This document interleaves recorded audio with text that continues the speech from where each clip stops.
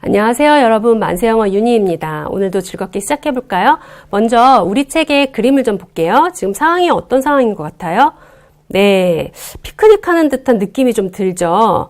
예, 저 뒤에 뭐 스크린 같은 것도 좀 보이고요. 어떤 일이 벌어지고 있는지 한번 대화를 들어보겠습니다.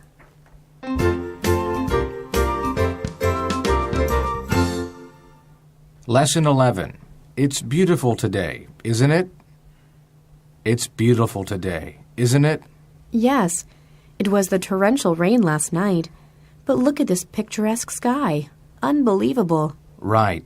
You know it's a shame to be inside with this sun. Want to go outside? Why not? Did you hear the film festival in Bryant Park has already started? Sure. Didn't you know I'm such a film buff? You are? Then let's go. If we hurry, we can still get seats. Okay. 네, 오늘의 표현 보겠습니다. 첫 번째 표현은요, torrential rain인데요. 우리말에 억수로 쏟아지는 비 같은 표현할 때 쓰는 아주 좋은 표현입니다.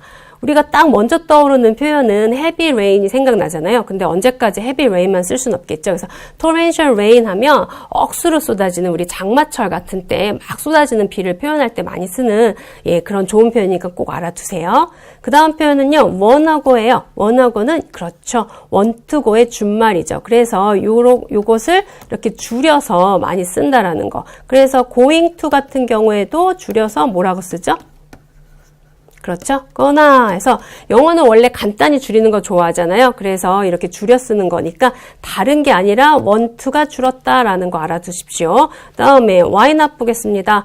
why not에 막 의문사도 있고 question mark도 있고 부정어 not도 있고 뭔가 되게 복잡한 의문문인 것 같은 느낌이 드는데요. 전혀 그렇지 않고요. 상대편이 한 말에 대해서 동의할 때 why not 해서 그렇게 하자, 그렇게 하는 게 좋겠다라고 그냥 동의를 표현할 때 쓰는 표현이라는 거 기억해 두십시오. 만세 포인트 보겠습니다. 첫 번째 포인트는요. You know, it's a shame to be inside라는 표현인데요. 여러분, you know 같은 말이요. 실제로 영화나 미드 같은 거 보면은요, you know라는 말을 정말 여기저기 많이 넣죠. 예, 말과 말 사이에 you know를 넣어서 말을 조금 더 유연하게 만들어줘요. 하지만 당연히 이 말을 또 너무 많이 넣으면, 그쵸, 모든 말이 you know로 연결이 된다고 하면 그렇게 좀 듣기 좋진 않겠죠. 그래서 적절하게 넣어서 그냥 유연하게 해주는 정도지 지나치게는 넣지 마세요. 그리고 하나 볼 것이 바로 shame인데요. 얘는 사전적인 의미가 부끄러움, 수치라는 안 좋은 의미예요. 그래서 실제로 it's a shame, shame on you 하면 너가 부끄러운 줄 알아라 이렇게 하는 아주 강한 말들이 되거든요. 근데 우리 대화에서는 지금 날씨 좋아졌으니까 안에 이렇게 있는 것보다 밖으로 나가는 게 좋다. 안에 있는 거 별로야. 이런 의미로 가볍게 썼죠. 예, 그래서 shame이라는 단어가 사전적인 의미는 이렇게 강하지만 실제로 대화에서 우리 대화처럼 그냥 말도 안 돼. 밖으로 당연히 나가야지. 이렇게 간단하게 가볍게도 쓸 수 있다라는 거. 그래서 항상 부정적인 의미만으로 쓰이지 않는다는 거를 기억해 두세요. 네, 다음 포인트 보겠습니다. 영화를 되게 좋아하는 사람을 뭐라고 하냐면 feeling buff라고 하죠. 그래서 우리가 뭔가를 좋아하는 사람 할 때 언제까지 fan 아니면 lover 이런 것만 쓸 수는 없죠. 그래서 이런 다양한 표현들 알아두시고요. 여러분 이런 표현들요. 실제로 다 회화에서 되게 많이 쓰여요. 여러분 미드 같은 거 보시면 얼마든지 쉽게 들으실 수 있는 표현들이거든요. 그러니까 이런 다양한 표현들도 많이 익숙하시게 공부를 하셨다가 그때그때 적절하게 사용을 하세요. 마지막 포인트 보겠습니다. 네, 일단 여기 문장 끝에 붙어있는 요걸 볼게요. isn't it? 요건 뭘까요? 그렇죠. 네, 요거를 우리가 흔히 부가 의문문이라고 해요. 원래 문장은 여기서 끝나죠. 근데 여기 뒤에 부가로 붙여주는 의문문이다 라고 해서 부가 의문문이고요. 뭐 이렇지 않니? 라고 할 때 우리가 덧붙이는 말인데요.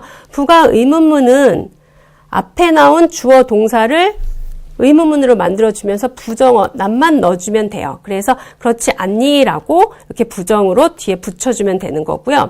한 가지 더 봐야 될 것이 바로 it입니다. 이게 바로 날씨를 나타내는 비인칭 가주어 it인데 여기에서도 여러분 해석을 해보시면 오늘 날씨 좋다, 그렇지 않아 라고 하지 it을 따로 이것이라고는 해석을 하지 않았어요. 이것처럼 비인칭 가주어 it에 대해서 조금 더 살펴보겠습니다. 네, 비인칭 가주어 is는요. 방금 말씀드린 것처럼 날씨도 나타내고요. 그 외에 시간, 요일, 연도, 계절 등을 나타낼 때 씁니다. 그리고 비인칭 가주어는요. 날씨할 때와 마찬가지로 따로 해석은 하지 않아요. 얘네들은요. 그래서 예를 들어 It's warm이라고 하면 이것은 따뜻하다가 아니라 그냥 따뜻하다. It's 7:30 a.m.이라고 하면 그렇죠. 7시 30분이야. 그리고 It's Monday 하면 월요일입니다. 라고 그냥 얘기를 하면 됩니다. 그리고 It's 2017 하면 2017년이라는 말이 되겠죠. It's spring 하면 봄이다. 그리고 이렇게 날짜도 it으로 나타낸다라는 거. 중요한 건 비인칭 가주어는요. 따로 해석을 하지 않습니다. 그리고 날씨를 나타내다 보면 여러분 날씨는 지금 말하고 있는 이 순간에도 계속해서 지속적으로 변하고 있죠. 그래서 날씨는 계속 변화되는 거기 때문에 어쩔 수 없이 현재 진행형 be 플러스 ing 형태로 자주 표현을 한다는 것도 알아두세요. 그래서 비가 온다라고 할 때 it is raining 그리고 과거에 비가 내렸다면 it was raining 이렇게 표현을 할 수 있겠죠. 그리고 특정한 시간에 대한 표현들을 좀 살펴볼까 하는데요. 정오를 우리가 뭐라고 할까요? 그렇죠. noon. 물론 12 o'clock이라고 말을 해도 돼요. 하지만 이렇게 noon이라는 표현도 쓰죠. 자정은 그렇죠. midnight. 그리고 정각인 경우에는 o'clock이라는 표현을 씁니다. 그리고 요 둘이요. 45분과 15분의 경우에는요. quarter라는 표현을 써서 표현을 해주기도 해요. past는 지났다라는 거고요. 그래서 예를 들어서 11시 15분이다. 그러면 11시부터 15분이 지난 상태를 말하죠. 그렇기 때문에 it's a quarter past 11이라고 하는 겁니다. 근데 예를 들어서 11시 45분이다 라고 하면 12시를 중심으로 45분은 그렇죠. 15분 전이죠. 그렇기 때문에 it's quarter to noon 해서 to는요, 향하고 있는 거죠. 즉, 지금 11시 45분은 12시를 향해서 15분 전이다라는 의미가 되죠. 그래서 이렇게 쿼터를 사용하는 것도 잘 익혀두시고요.